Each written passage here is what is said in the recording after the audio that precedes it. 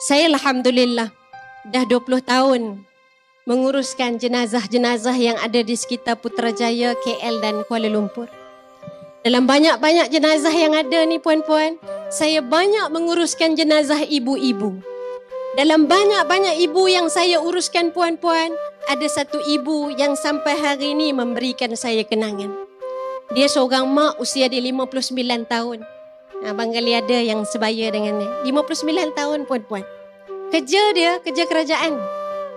Dia selalu datang, saya ada buat kelas Quran percuma, free of charge. Siapa nak mengaji, meh duduk, talaki dengan saya depan-depan, baca Quran, tak betul, cubit sikit, 3 tahun insya-Allah boleh baca.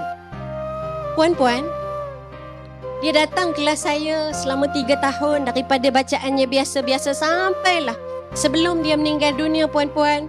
Ini apa dia? Mak Asli. Ini apa dia? Mak Aiwat. Ini apa dia? Mak Arik Lesukun. Boleh sebut alhamdulillah. Mak yang biasa-biasa je kelakuannya.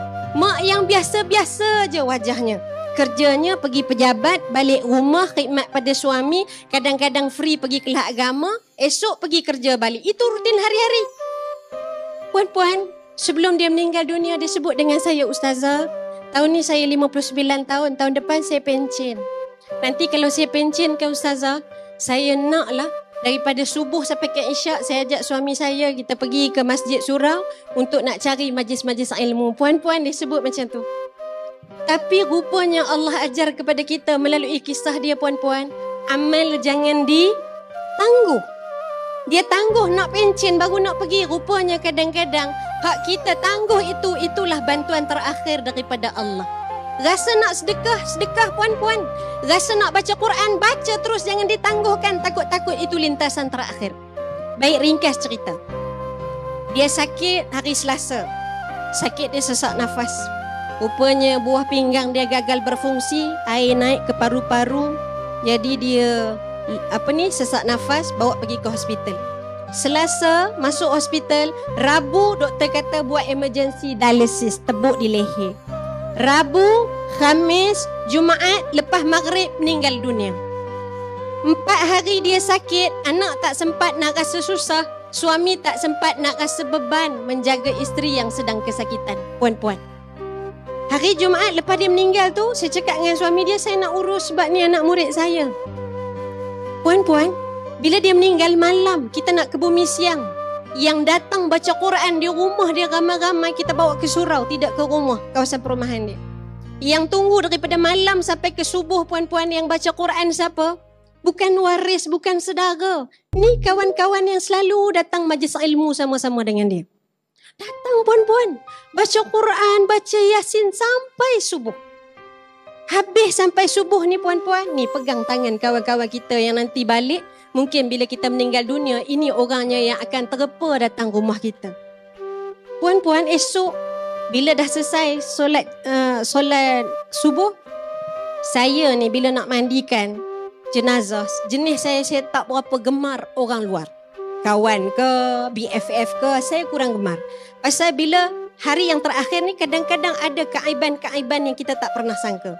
Meleleh darah daripada telinga, daripada hidung, punggung, keluar najis 3-4 jam puan-puan, kita pernah jumpa. Jadi bila nak mandi, saya kata saya nak waris. Puan-puan, daripada ramai-ramai yang ada tu datang 4 orang anak dia. Anak dia puan-puan, 4 orang, semuanya sebut, Ustazah kami nak uruskan mama. Ya Allah. Yang dulu mak pergi kerja teruk-teruk, susah payah untuk anak, mati mak. Allah ringankan badan anak, lembutkan hati anak untuk uruskan jenazah mak. Tanda-tanda husnul khatimah. Masuk nak mandikan mak, anak perempuan ni menangis, Ustazah, saya tak pandai mandi jenazah. Kami semua tak ada seorang pun sekolah agama puan-puan. Tengok. Bila Allah berkehendakkan, sekalipun anak dia tak sekolah agama puan-puan, yang lebih besar saya kata daripada tahu adalah mahu. Berapa banyak orang yang tahu menguruskan jenazah tapi tak mahu menguruskan jenazah. Saya panggil anak-anak meh lah mandikan jenazah mak. Ada anak yang tak nak duduk dekat pintu. Tak perlu Ustazah, kita takut. Takut apa? Takut badi mayat. Meh lah, sekali ni je kita mandi, sekali ni je kita khidmat untuk mak. Mak hidup kita tak pernah mandikan mak. kita membesar, mak mandikan kita sekali ni je. Mehlah mandikan mak. Apa jawab anak? Tak perlu ustazah. Ustazah buat je lah. Nanti ustazah bagi bil kat kita orang berapa-berapa kita bayar puan-puan. Wallahi, RM1 pun saya tak berkehendak, tak berhajat pun kepada duit mandi jenazah tak. Saya mandi dia kerana ini anak murid saya yang datang belajar dengan saya.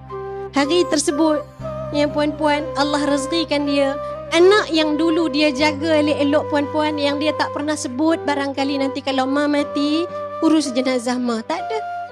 Tapi Allah Ta'ala nak buat, tak tahu manalah asbab. Barangkali dulu dia pernah ikhlas dengan kerja rumah dia, barangkali dulu dia tidak mengeluh dengan urusan-urusan khidmat kepada anak-anaknya puan-puan, lalu